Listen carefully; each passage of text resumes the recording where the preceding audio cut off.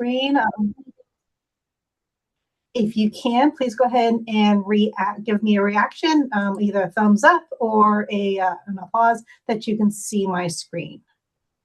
Awesome, thank you. And please, if you ever feel inclined to, please throw a reaction at any time during today's presentation. So the first few minutes, I'm going to take us through a little bit of administration and some information. And for those of you that don't know me, my name is Joy Watkins. I am Training Officers Consortium's content officer for the year's program development our professional development program. And I will be in this position for the next 2 years and 4-hour program year. As you all know, for those of you that are new, this is probably new to you, this is our TOC vision. Like, we believe in building this community, and that's why TOC exists since 1938. And we continue to come together, share best practices, and learn from each other and help each other improve, utilizing federal agencies, professional industries, as well as academia to come together and bring this knowledge to ourselves and boost ourselves across the board, especially this time of need, as a lot of changes have occurred within the federal agencies. We do this by providing our program year events, our learning and development showcases, our growth guilds, other events we have scheduled for the year. And by coming together, we tend to learn and build and reinforce our own strength in our own community as we continue to move forward. I know that's what's needed a lot these days. So our program year, as I noted, we have our growth guilds, which is every Tuesday, 60 to 90-minute webinars. We have our solution sessions, which start in September, and we'll do that quarterly. And we're going to be taking a deeper dive on the book, Disrupt Everything and Win, by James Patterson and Patrick Ledden. We have our Learning Development Showcase, which is today's event, and we have more on the horizon. And one of those big items we have on the horizon is our annual summit. Our Growth Guild, as I said, Tuesdays 11 a.m. to 12:30, and then our showcases are Thursdays 11 to 12. We try to keep the same start time so that we're not confusing ourselves as to when does what start. Our quarterly sessions, which will be on Disrupt Everything and Win, those are going to move probably towards starting in September, potentially Wednesdays or Mondays. And then in August, if you haven't gotten tickets yet, or if you haven't gotten your registration set up yet, we have our annual summit in August on the 7th, with the pre-summit reception on the 6th. It will be at the DoubleTree by Hilton in Philadelphia Center City, Pennsylvania. So again, our annual conference website is posted right there in the chat for you. So please go on, log in. If you're not registered yet, that gives you a little bit more information and also gives you more content that you can grab a hold of from our website and access to a number of items we're going to have throughout the year. Also on the horizon next month, our next Growth Guild will be Future Forward Learning and Development, Building Resilient Adaptive Teams with a Digital Toolkit by Amanda Wellborn of Cornerstone On Demand. She'll be joining us next month, actually in 2 short weeks, on this particular topic. And right now, what we have in store for you today is our L&D showcase with HUD's Empowerment Expo. We have Stephanie Booth, who will be going over and presenting to you what their HUD Empowerment Expo is and how they utilize that within HUD. And with that, I'll turn that over to Stephanie. Thank you, Joy. You're welcome. And Tammy will be sharing the screen shortly. All right, so I'm here today to talk about the HUD Expo, Evolution of Learning Where Growth Meets Mission. You'll have to forgive us because of some issues with the Zoom browser. Tammy's going to have to share the slides while I do the audio part of it. So I am not Robert L. Foy. He is my supervisor, the director of the Employee Development Division here at Housing and Urban Development, which is part of the Talent Development Workforce Planning. My name is Stephanie Booth, and I'm an instructional systems specialist. Unfortunately, had a family emergency, so he asked if I could step in and present for you all today. So what is the HUD Expo? So the HUD Expo program started in 2015, and it's brought learning, growth, and development opportunities to all HUD employees. The Expos features keynote speakers and breakout sessions, mini workshops, and the opportunity to network both with other HUD employees as well as external vendors and other agency guests as well. So let's talk a little bit about why we would plan on doing an Expo. So the motivation behind the Expo was created to bring greater visibility and energy to employee development across the entire department. Leaders recognized that we really wanted a centralized way to engage HUD learners and showcase learning opportunities that we were growing within what was then called HUD Learn and now is referred to as TDWP. We wanted to highlight the internal expertise that we had within HUD and also respond to a rapidly changing work environment. So by gathering courses and speakers and resources in one space, the Expo aimed to make professional growth more accessible, intentional, and aligned with mission needs. And then the other big one is employee outreach. We are the employee development division. So for employees, the Expo offered a clear pathway to explore different development opportunities that were being offered within HUD, that they could stay in their current roles, but then continue to grow in their own space. It created also a space to discover new skills, hear diverse perspectives, connect with their colleagues across the organization. So it not only supported individual growth, but also strengthened collaboration and helped employees feel more equipped and engaged in advancing the agency's work. So we're going to watch a brief video here on an employee's response to one of our earlier expos from 2016.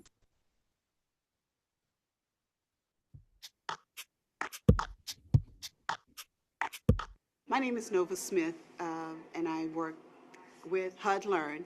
And I think that the Ochiko HUD Opportunities Expo was an excellent opportunity for us to learn more about the program areas and also the different programs that we have available for employees, the coaching program, which is what I work with. It also gave me an opportunity to find out different techniques for the interviewing workshop, and also interacting with our fellow HUD co-workers and our vendors. Thank you.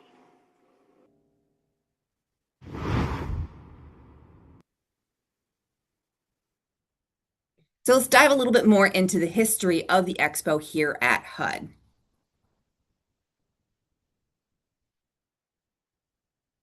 So in 2015, we had our first Opportunity Expo, and it provided a dynamic space, again, for learning and professional growth. So attendees were able to explore previews of upcoming courses that were being offered by HUD Learn. They participated in mini seminars on timely topics and heard from guest speakers who brought in fresh perspectives and expertise. So it was designed to spark interest and build skills, and then connect employees with development opportunities that both supported their individual growth and mission success.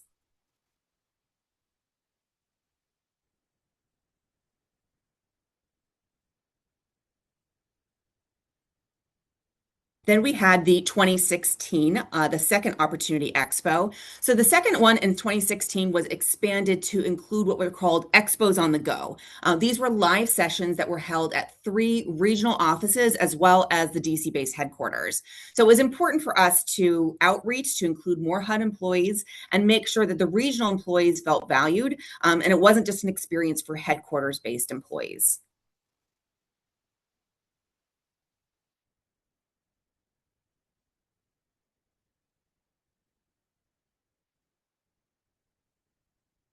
I think it got stuck there a little bit because we should be going on now into 2018, which was Step Through the Door of Opportunity. The focus of this one was specifically on communication and learning skills. We had multiple instructor-led sessions that were offered by Franklin Covey certified facilitators at HQ, but also at the regional field offices as well. And then, as probably as a shock to no one, we took a break in 2020 because, well, we didn't have any in-person events.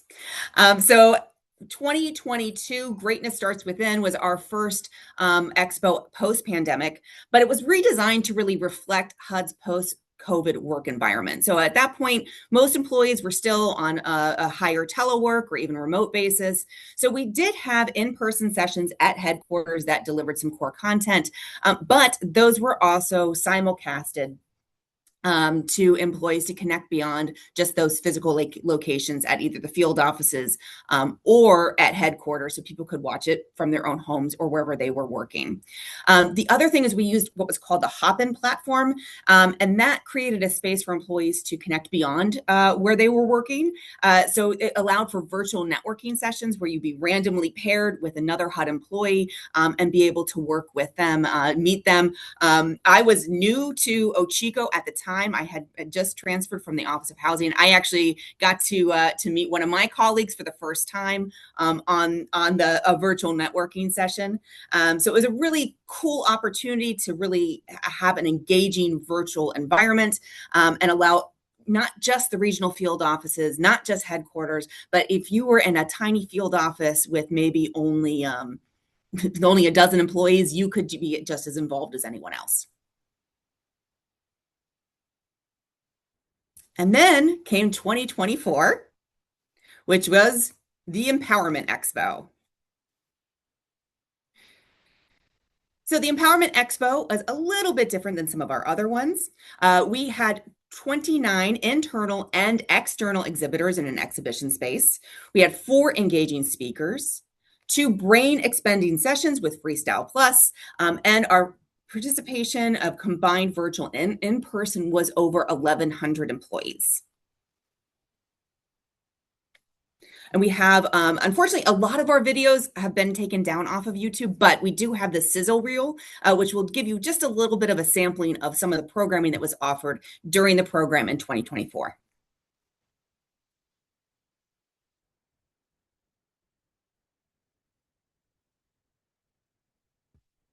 You may have to click into it, Tammy, to have it play. 1, 2, 3, mic check.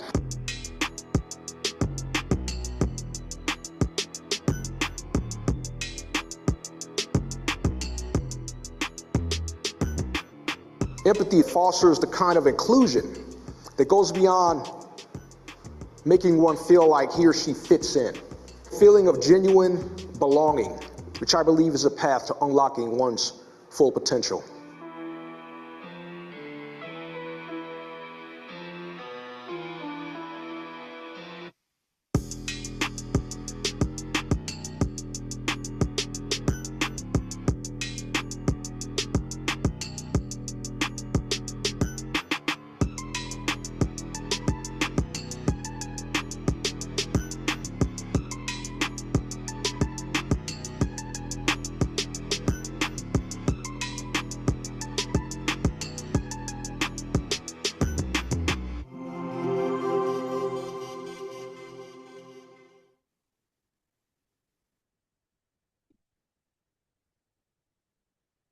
Sorry, I know the video was a little bit glitchy, but hopefully gave it just a taste of what we were able to accomplish during the Empowerment Expo.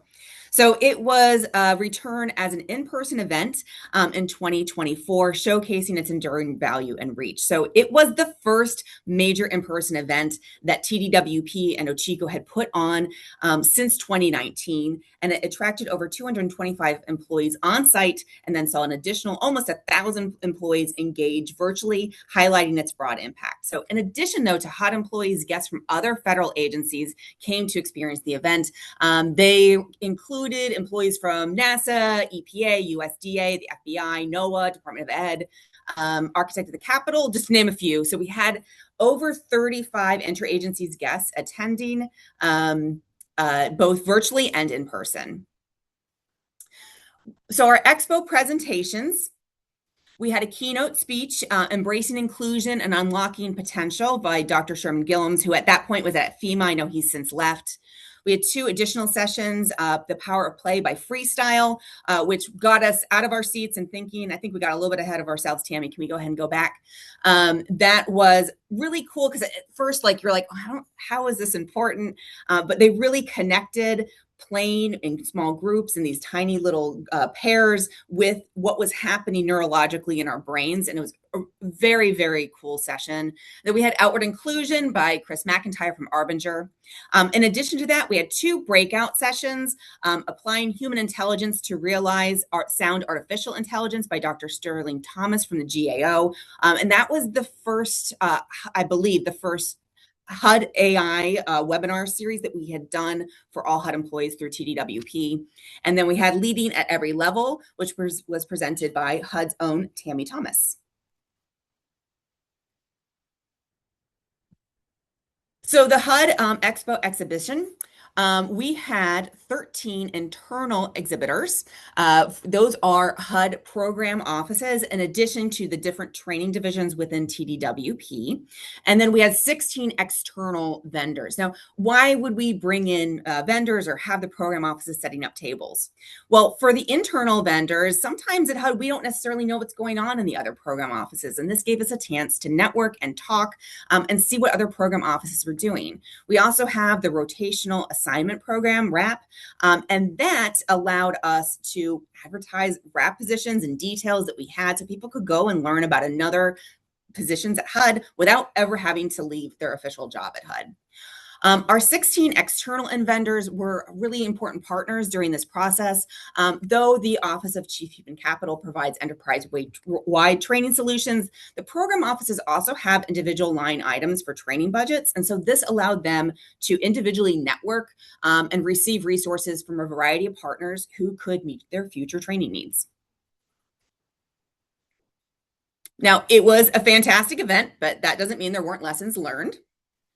So some areas of improvement. The first one was the date. So, and I believe if I remember correctly, it was because we were under continuing resolutions. The earlier expos from 2016 and 2015 had been in May, and then 2024 was in August. I do believe that was because of funding, because of the continuing resolutions. So it had to be pushed back to August, and that really conflicted with the end of summer vacations. I think our virtual participation was probably, that is on par with our strongest events at HUD. But I have a feeling that if it had been in May, we probably would have seen a little bit more in-person participation. And then hold up one second, Tammy, we're not quite there yet. The other issue was the virtual engagement. So virtual attendees were able to ask questions through the Q&A panel, and these were relayed by the presenter to the presenter by a producer. So they were able to ask questions and get those answered. However, because of changes of software approval in our office of our OCIO, our IT office, we had to use Teams, which is just not as interactive of a platform as Hopin was that we used for the 2022 Expo. And I think this did show in our exit surveys. Our overall rating was as strong as a 4.2 on a 5-point scale. However, the ratings were significantly higher for those who attended in person, averaging a 4.43, with the majority of participants rating their experience a 5 out of 5. The virtual overall experience score is a 4.06, with multiple attendees mentioning technical issues or not being able to engage with other attendees. But now let's look at the strengths. A big one was organization. To arrange something this big, there's just a lot of moving parts. There's contracts and payments, arranging for speakers, parking, accessibility options, reserving space in the building. So starting early was key. We had weekly meetings. We created a collaborative space on Team where we could share documents, update the run of show, and keep track of the many, many moving parts. But the biggest strength, and you can move on to the next slide, Tammy. The biggest strength by far was the Expo team, and I'm not just saying that because a few of them are on the call right now. This is a picture from the dry run that we had the day before the Expo, and you can see that a lot of us are wearing sneakers, and that is because we were on the run all day, making sure that everything would be running smoothly for the big event. So though the co-chairs were both from the employee development division, every division in talent development and workforce planning was represented either in the planning or the day of logistics. Robert Foy saw the potential in employees, some of which he supervised, like me, but others that he did not from other areas of TDWP. And he brought people in to highlight skills that they already had, but also to grow and to learn new ones. Matisha Montgomery, who is our CLO, she was the executive sponsor for the event. She really helped drive the engagement with senior leadership and get their buy-in. She used her connections to bring in guests from other agencies to attend the event, to arrange speakers, and also just to plow through any roadblocks that we had during the planning process. So the Expo team was working also, one more back there, Tammy. We were working collaboratively with other divisions within OCHICO, as well as the Office of Administration, but a huge one was the broadcast team. And without them, the virtual aspect and the in-person aspect really wouldn't have been a success for both the participants who were attending in person and virtually. They had people we had multiple rooms running because of the breakout sessions. They had employees running the in-person AV AV, the virtual AV, and then also their photographers were in multiple locations photographing the event. So it was a huge collaborative effort with them as well. So the team's efforts for the 2024 Expo were recognized both with the HUD Point of Excellence and, as you know, since I'm here today, the 2025 TOC Future of Work Award. But what I feel is really special about the Expo is its ongoing influence. And we're going to talk about that next. So with each iteration, the HUD Expo has become more expansive and more ambitious. The Expo's outreach grew from a few hundred headquarters employees in 2015 to over 1,000 across the nation in 2024. So the success of the Opportunity and Empowerment Expos, though, has encouraged the Employee Development Division to hold other large-scale virtual and in-person events to support the HUD workforce. So these other additional HUD outreach and programs include the HUD Coaching Conference, the Leadership Conference, Employee Engagement Best Practices Program, the Retirement and Financial Planning Conference, which really did come out of some of the lessons learned from the 2022 more virtual Expo. That was a fully virtual conference that we had to give people resources for retirement and financial planning, which are by far some of our most popular enterprise-wide offered courses. The Employee Book Series, which continues to grow using, again, technology, using audiobooks and ebooks so we can have more employees join in without increasing the cost of the program. The Speaker Series, which I like to think of as like little mini expos where you bring in a speaker, and those are now simulcast, so it's not just for headquarters employees. Navigating change with confidence. We really drew upon what we learned from the Expo for this one. This was a pretty quick turnaround for this series where we, again, TDWP came together to collaborate with each other and with the broadcast team as well after the deferred resignation program is offered, to offer skill building and job search tools for those who we knew were going to be leaving the agency. So we, from conception to execution, was just over a month.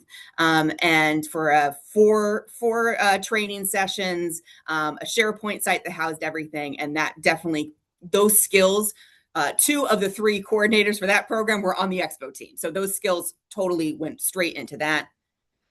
And then finally, from this fiscal year, the Trainers Need Training 2 series, webinar series, again, trying to figure out how to have as much impact and to encourage other lifelong learning within HUD and with all of our employees. Since we're doing so much more internally now with the resources that we have, how do we make the most of what we have? And the good news is we have a lot here. We are very blessed.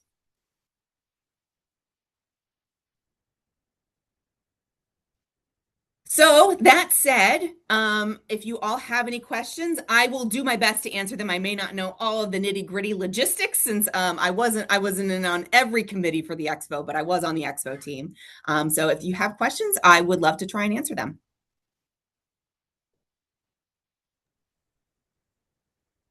Anyone, please feel free to raise a hand. Or if you have a question, please place in chat. I don't see any questions in the chat at this time.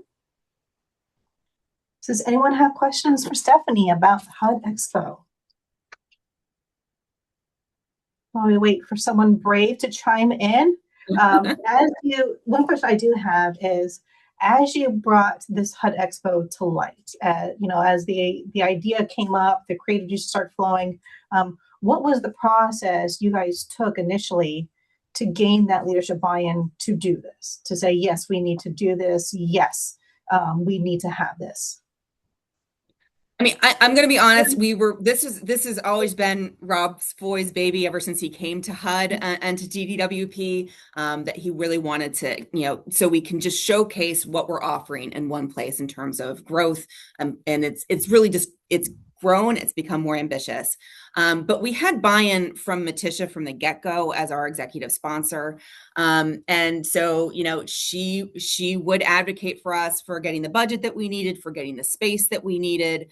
And so I think a lot of it does come down to the leadership within TDWP, and comes down with the collaboration that was already part of our culture in our division here at HUD. Interesting. Great. So you had a great culture to begin with, and you had Yes. the right executive in place that can be your, in essence, your champion, Yeah, to get absolutely. the other leadership engaged and say, yeah, we need to do this, to get their buy-in as well. Mm-hmm. Awesome.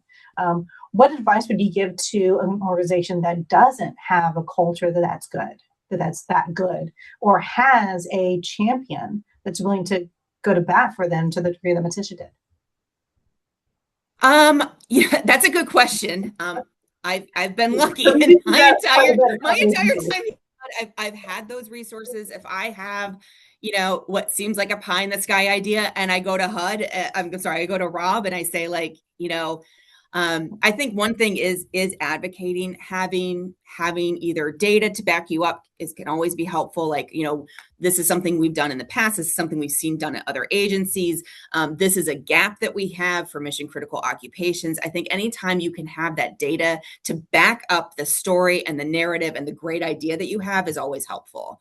And so that's something like I go, if I have an idea, I go to my supervisor, I advocate. I explain to him why it's important, and I have the ideas to back it up, and then he's willing to go to bat for me, and then our executive sponsor is usually willing to go to bat for him. So I think data can definitely help. Having those statistics can definitely help. Yeah, that's a great thing to bring up, and as as part of this community with TOC, it's being able to have access to other individuals, such as Stephanie at HUD, that have data where you as another agency can start to baseline, this is what they're doing here.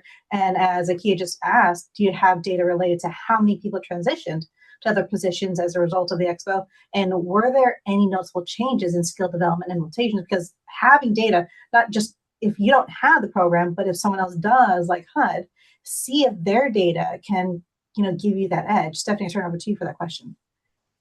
I don't have any information on that. I don't know if we'd be able to track transitions specifically as a result of that program.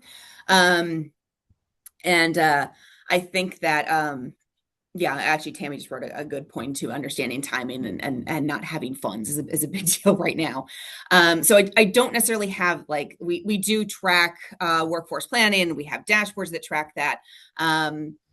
We don't have like especially for a wide event like that would really be more like a level 3 evaluation. And just for HUD wide events, we don't usually go to that point because it would be hard to link the behavior just to that one event. But that said, like, we do have our exit surveys that we track, and we use the metrics from that as well. Thank you. And I see, Sean, you have your hand up. Yes, good morning. I had more of a statement than a question. I am the TOC Awards Chair, and I just wanted to say HUD's doing some really great things.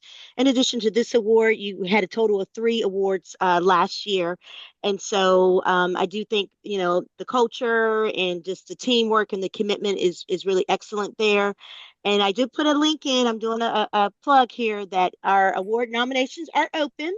And just because you were a winner last year doesn't mean that you cannot submit again for different awards. But yes, we want to see everybody succeed. And that's why the awards are so important. And I'm sure some of the audience is doing great things at their agencies too. But we got to get you out there to say some of the great things you guys are doing. So the awards nomination link is available for that. And yes, kudos to HUD. I'm sure we're going to see the other presentations, but I mean, you guys got Future of the Work Award, Leadership Management Executive Development Award, and you also received, I believe the Knowledge Management Award. So just want to say the culture, yes, for Talent Link, yes. So just wanted to again congratulate you all. Thank you so much. Yeah, we are going to apply again this year. I mean, I think the theme is doing more with less, right? So we don't necessarily have the funds that we had a few years ago, but how do we still keep up that culture of, again, building those lifelong learners, giving people skills, so we keep them at HUD and they're not leaving the department, they're not leaving the agency, but how do we grow them here? And that's really been something we've been trying to work with for the last year. Wonderful. All right, and we do have another question in the chat from Melissa. Keeping in mind the virtual versus in-person evaluation feedback, what might you do differently in a future Expo event? as it relates to hybrid attendance? And the second question that seems to be an ongoing challenge for many, or that's not a question, sorry. It just seems to be an ongoing challenge for many organizations, and congrats on your award. Thank you. So I actually was giving some thought to that yesterday when I was looking over the presentation. And a couple of things. Look, if we could get the Hopin platform back, as a person who I was about to go out on maternity leave, so I was virtual that year. And it was a great platform for us to use. And I don't know if it wasn't FedRAMP approved, but something happened that we lost the approval to use that between 2022 and 2024. The contract just ended, something like that. So that said, I think having a platform that is more built for hybrid rather than the Teams live events or the Teams town halls, which is what we have to rely on. And for us, at least right now, I think the Teams town halls, like even if we want to enable the chat, we can't, and it's too big to do a Teams meeting for. So it's tricky. I think one thing that we could control with the budget and the resources we have is trying to get champions in the field offices, especially in the regional field offices that have a lot of HUD employees, and encouraging watch parties. So we've done that with a couple of other series before, some of our speaker series that was really successful after the Expo. And that's something I would like to bring to future Expos. So finding either people who are in Ochiko offices who could be our Atlanta champion and our Denver champion, and really work with them in terms of them setting up a conference room, maybe bringing in some snacks, some popcorns, and enjoying the event together rather than isolated at their workstation. I think, and that's one thing that return to office kind of helps with, because people are co-located again on the same days. Thank you. Anyone have any additional questions for Stephanie and the HUD team? I've been seeing a lot of hearts today rolling through. I was so silly though, that question about staffing and people changing, we poached Tammy. So she wasn't originally in an employee development division. So I know at least one person changed their job as a result of the Expo. Yeah, that is something that's definitely hard to capture, especially over the past year with the DRP. A lot of training departments either rift the entire department or downsized. So it's definitely hard to see and track that kind of thing, especially across the Fed.